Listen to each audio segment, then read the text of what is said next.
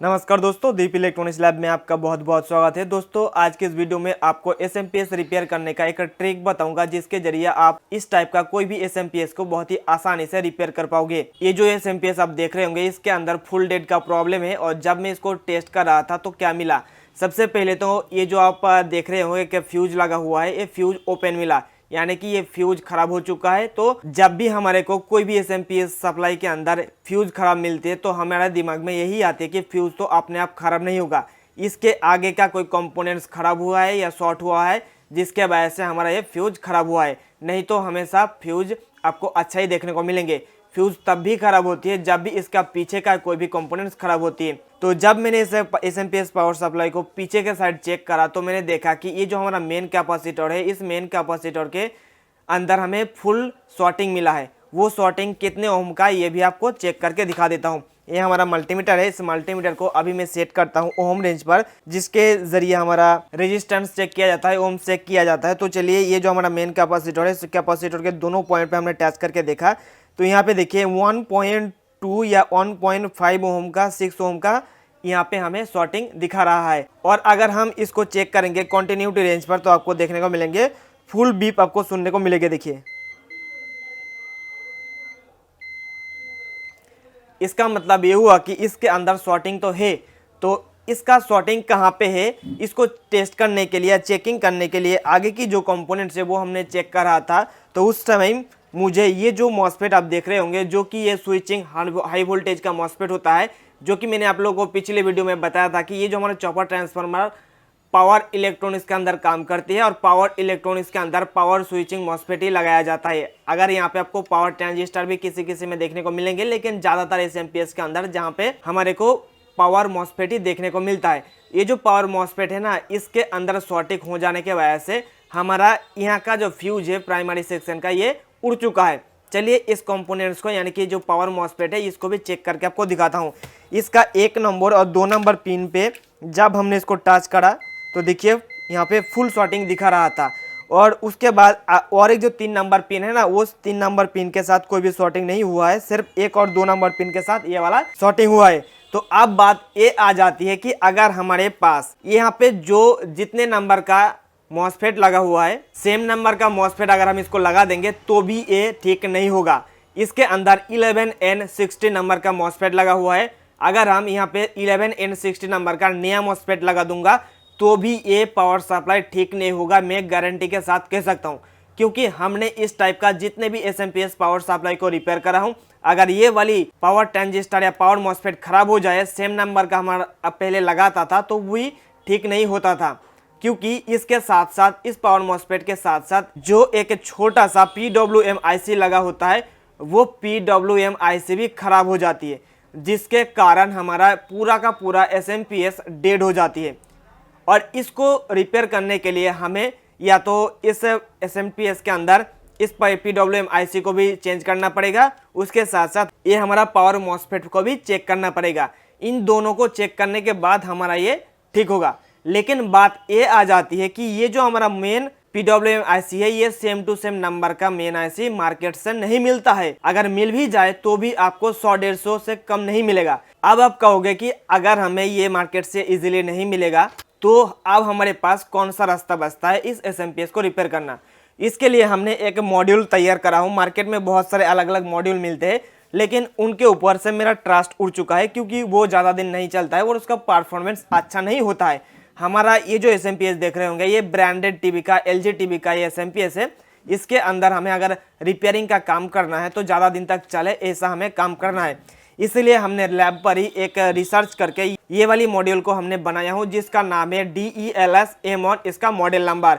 तो इसको हम इसके अंदर इंस्टॉल करके इसको रिपेयर करेंगे 5 मिनट के अंदर। उससे पहले हमें ये वाली PWM मॉड्यूल, उसके साथ साथ ये वाली पावर मॉसफेट, दोनों को खोल के फेंकना पड़ेगा। फटाफट मैं खोल लेता हूँ, उसके बाद में आपको ये वाले DELS M1 पावर मॉड्यूल को आपको कनेक्ट करके दिखाता हूँ।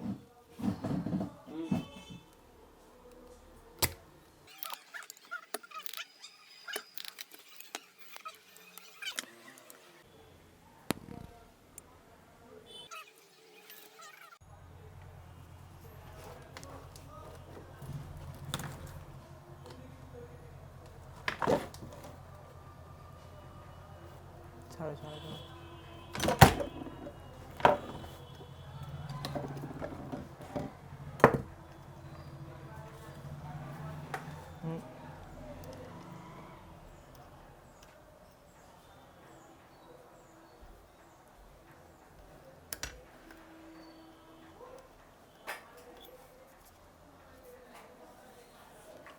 तो हमने इस SMPS के अंदर से ये हमारा पावर मॉसफेट उसके साथ साथ PWM IC दोनों को निकाल लिया हूँ। अब बारी आते हैं इसको मॉडिफाई करके ठीक करना।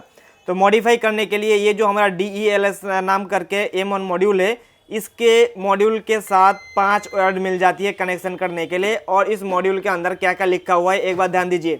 पहले लिखा हुआ ग्राउंड, फिर D मतलब ड्रेन, SP मतलब स्टार्टिंग पावर सप्लाई, उसके बाद 300 वोल्ट, उसके बाद FB मतलब फीडबैक।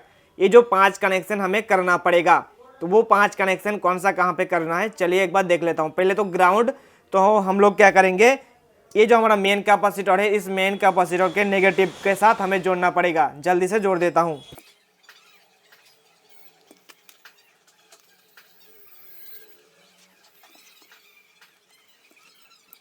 तो ग्राउंड का कनेक्शन हो गया। अब दूसरे पे डी लिखा हुआ था, डी का मतलब ड्रेन होता है। तो उस ड्रेन पॉइंट को हमें ये जो पावर मॉसफेट खोला हूं, पावर मॉसफेट का जो बीच वाला हिस्सा है, बीच वाला जो पिन है, उसके साथ जोड़ना पड़ेगा। चलिए उसको भी जोड़ देता हूं। अब SP यानी कि स्टार्टिंग पावर सप्लाई, तो स्टार्टिंग पावर सप्लाई आपको कौन सा कहां पे साथ किसके साथ जोड़ना पड़ेगा ये आप ध्यान से देखिए। इस टाइप का जितने भी हमारा SMPS पावर सप्लाई होता है, इसका स्टार्टिंग पावर सप्लाई कैसे फाइंड आउट किया जाता है। बहुत सारे लोगों का इसी कनेक्शन को करने के लिए सबसे ज्यादा दिक्कत आती है। तो देखिए हमें कनेक्शन कहाँ करना पड़ेगा। सारे जो 5 कनेक्शन होंगे वो हमारे प्राइमरी सेक्शन के अंदर होंगे। तो प्राइमरी सेक्शन के अंदर आपको इस टाइप का कैपेसिटर्स देखने को मिलेंगे। जो कैपेसिटर हमारा 10 UF से लेकर 47 UF तक आपको देखने को मिलेंगे, वो 50 वोल्ट का होगा। तो हमने देखा कि यहाँ पे 2 कैपेसिटर है, तो हमको कैसे पता चलेगा कि कौन सा कैपेसिटर हमारा स्टार्टिंग पावर सप्लाई के लिए है। तो इसको पहचान करने का एक निंजा टेक्निक आपको बता रहा हूँ, सीख लीजिए। इन दोनों में से जो कैपेसिटर का पॉजिटिव पिन के साथ एक डायोड का कैथोड पॉइंट जुड़ा होगा, वही हमारा स्टार्टिंग पावर सप्लाई के लिए होगा। तो इसको देखने के लिए पावर सप्लाई को उल्टा करेंगे। पावर सप्लाई को उल्टा करने के बाद आप यहाँ से ध्यान दीजिए कि यहाँ पे 2 कैपेसिटर लगा हुआ है, यहाँ पे एक और यहाँ पे एक। तो ऊपर वाला जो कैपेसिटर है उसका पॉजिटिव साइड इस साइड है और नेगेटिव इस साइड है। तो पॉजिटिव साइड इस साइड के साथ एक यहाँ पे छोटा सा SMD डायोड को इस्तेमाल किया गया है। और डायोड का एनोड साइड इधर है, कैथोड इधर है। मतलब हमने जो बताया कि कैथोड साइड ही कैपेसिटर के साथ जुड़ा हुआ रहेगा और वो कनेक्शन कहाँ तक जाएगा, हमारा PWM IC तक जाएगा। ये जो सिग्नल है ना, इसी ट्रैक को हम लोग इस्तेमाल करेंगे as a starting power supply. तो इसका पॉजिटिव के साथ हम 3 नंबर पिन को या 3 नंबर कनेक्शन को कर देंगे। तो यही हमारा स्टार्टिंग पावर सप्लाई कनेक्शन है। ये हम जल्दी से कर देता हूं। अब हमें 4 नंबर कनेक्शन करना पड़ेगा 300 वोल्ट के साथ। तो 300 वोल्ट, 300 से 350 वोल्ट के साथ अगर हमें कनेक्शन करना है, वो है मेन कैपेसिटर का जो पॉजिटिव साइड है ना, उसके साथ जोड़ना पड़ेगा। तो ये भी कनेक्शन कर लेता हूं। लास्ट में हमारा और एक वायर बच रहा है जो कि फीडबैक के लिए होगा। तो ये वाला सिग्नल या ये वाला वायर हमारा जुड़ेगा, जो हमारा ऑप्टो कपलर रहता है, उस ऑप्टो कपलर के 4 नंबर पिन के साथ जुड़ेगा। जहां पे डॉट है, उस डॉट के ऑपोजिट साइड में जो पिन होता है उसके साथ ही जुड़ेगा। तो हमने देखा कि यहाँ पे थोड़ा सा ग्लू करके चिपका हुआ है। तो इसका ट्रैक को ढूंढते हुए हमने आया, तो यहाँ पे ये जो जंपर लगा हुआ है इसके साथ जुड़ा हुआ है। तो यहाँ पे अगर हम इस वायर को जोड़ेंगे तो हमारा इस ऑप्टो कपलर के 4 नंबर के पिन के साथ कनेक्टेड हो जाएगा। तो मैं इसको यहाँ पे जोड़ देता हूँ। तो 5 कनेक्शन हो चुका है और हमारा ये जो SMPS पावर सप्लाई है, ये SMPS पावर सप्लाई भी मॉडिफिकेशन कंप्लीट होके ये रेडी हो चुका है, यानी कि सक्सेसफुली रिपेयर हो चुका है। इसको टेस्टिंग करने के लिए अब हमें इसके अंदर पावर देना पड़ेगा, AC सप्लाई। उसके बाद मैं आपको इसका आउटपुट वोल्टेज चेक करके दिखाता हूँ कि इसके अंदर आउटपुट वोल्टेज सही से निकल रहा है या नहीं। हमने ये जो मॉडिफिकेशन का काम कर रहा हूँ ये सक्सेसफुली कंप्लीट हुआ है या नहीं। चलिए जल्दी से इसको चेक कर लेता हूँ। तो इसको फाइनल चेकिंग से पहले और एक हमें चीज़ बदलना पड़ेगा। जैसे कि मैं आप लोगों को बताया था कि ये जो फ्यूज है ना, ये भी फ्यूज खराब हो चुका है। तो इसको भी मैं बदल के ये वाली हमारा नया फ्यूज को लगा देता हूँ।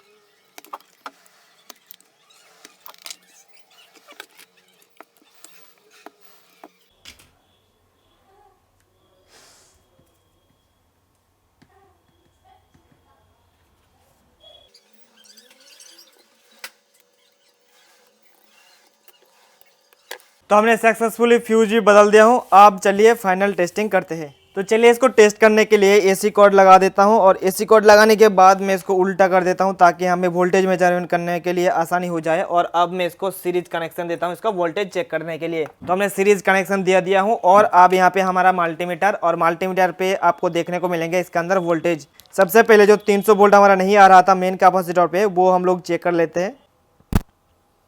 यहाँ पे देखिए 328 वोल्ट हमें प्रॉपर मिल रहा है। अब इसका आउटपुट वोल्टेज भी चेक कर लेता हूँ। यहाँ पे हमारा कैपेसिटर लगा हुआ है, इस साइड हमारा नेगेटिव और इस साइड पॉजिटिव। तो देखिए इसके आउटपुट में कितना वोल्टेज मिल रहा है, 7.8 से लेकर 8 वोल्टेज दिखा रहा है। जहाँ पे हमारा 12 वोल्ट मिलना चाहिए था, 13 वोल्ट यानी कि 13 वोल्ट मिलना चाहिए था, वहाँ पे 7 वोल्ट 8 वोल्ट मिल रहा है।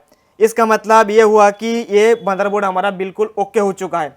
अब आप लोग कहोगे कि यहाँ पे 7-8 वोल्टेज क्यों मिल रहा है, क्योंकि हमें यहाँ पे तो 13 वोल्ट मिलना चाहिए। तो जो लोगों को एक्सपीरियंस नहीं है, मैं आपको बता देना चाहूँगा कि खास करके LG टीवी का जो पावर सप्लाई होगा, ये अभी भी ये स्टैंड बाई पोजीशन में है। जब इसका PW पावर जो सेक्शन होता है, पावर सप्लाई को मतलब इनेबल करने के लिए जो सिग्नल होता है जो कि मदरबोर्ड से आती है, वो जब तक हम इसके अंदर नहीं देंगे तब तक इसका पूरा वोल्टेज या सप्लाई नहीं बनेगा। ये भी मैं आपको दिखा देता हूँ। इसके साथ एक मदरबोर्ड कनेक्ट करके आपको दिखाता हूँ कि यहाँ पे आपको 13 वोल्ट मिल पा रहा है कि नहीं हमें, ये भी आपको चेक हो जाएगा। और आपका जो कंफ्यूजन है ना मन में कि अभी भी ठीक करने के बाद भी इसके अंदर 7-8 वोल्टेज ही निकाल रहा है, 13 वोल्ट क्यों नहीं निकाल रहा है, तो चलिए मैं इसको सबसे पहले बंद कर देता हूँ। तो ये रहा हमारा LG का बोर्ड। इस बोर्ड को इसके साथ पावर जैक जो है वो हम सबसे पहले लगाएंगे। पावर जैक लग गया और इस मदरबोर्ड के साथ अब इसका जो सेंसर है, इस सेंसर का भी कनेक्शन कर देता हूँ। सेंसर का भी कनेक्शन हो चुका है। अब मैं इसके अंदर सप्लाई देता हूँ। ये देखिए इंडिकेटर जल चुका है, यहाँ पे रेड LED जल रहा है, इसको स्टैंड बाय से रिलीज भी हो चुका है। अब इसके अंदर से वोल्टेज भी चेक करके दिखा देता हूँ। तो वोल्टेज चेक करने के लिए मैं क्या करता हूँ कि इसको मैं उल्टा कर लेता हूँ ताकि हमें वोल्टेज मेजरमेंट करने के लिए आसानी हो जाए। और यहाँ पे रखता हूँ अपना मल्टीमीटर। मल्टीमीटर पे आपको अच्छे से देखने को मिलेगा, नहीं तो मैं यहाँ पे रखता हूँ इस जगह पे।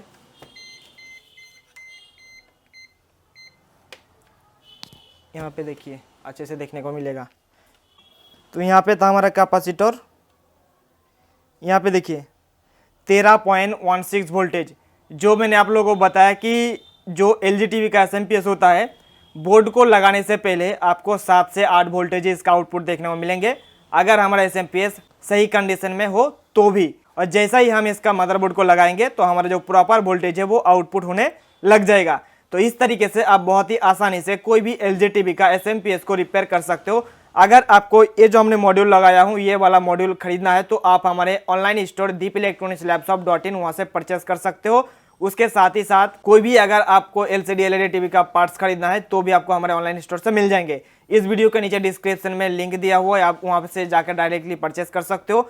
उसके साथ ही साथ अगर आप गूगल पे जाकर सर्च करोगे दीप इलेक्ट्रॉनिक्स लैब ऑनलाइन स्टोर, वहाँ से भी आप जो है परचेस कर सकते हो। तो मुझे उम्मीद है कि आपको इस वीडियो के जरिए पता चल गया होगा कि एक SMP को कैसे मॉडिफाई करके रिपेयर किया जाता है। तो ये वीडियो अगर आपको अच्छा लगे तो वीडियो को लाइक कर दीजिए और इसी प्रकार के वीडियोस आगे आने वाले दिनों में अगर आप देखना चाहते हो तो चैनल को सब्सक्राइब करके जुड़े रहिए। हम फिर मिलते हैं नेक्स्ट वीडियो में।